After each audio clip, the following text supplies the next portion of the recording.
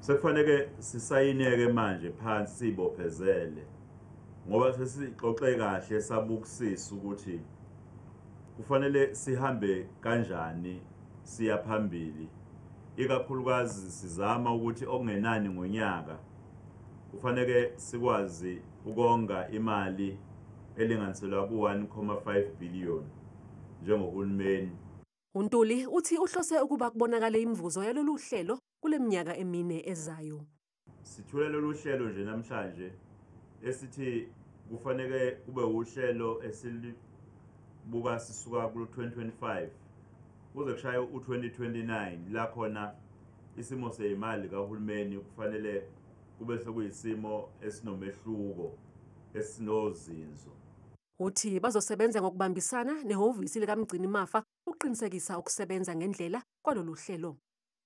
Kusibambisene kakhulu-ke nomnyango waka-Treasury njengoba lolu hlelo lolu sihlanganiselwe ngokubambisana nabo namhlanje, futhi ibona bazobe seqhulwini ngempela ukusilekelela sonke njengohulumeni neminyango kahulumeni ukuba kube khona ukuyithiba makuziwa endleleni esisebenzisa ngayo imali kahulumeni.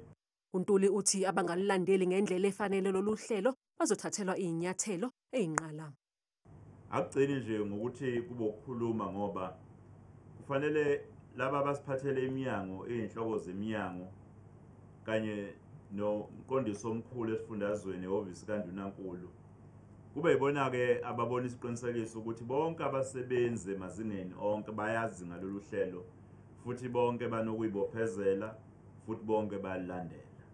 Lesinyathelo siza njengoba uNtuli ebhekene nesiphakamiso se-MK Party esishayamthetho sevoti lokungabethembi ubuholi bakhe esizobanjwa ngomsombuluko lokungenzeka kuphazamisa uzinzo esifundazweni.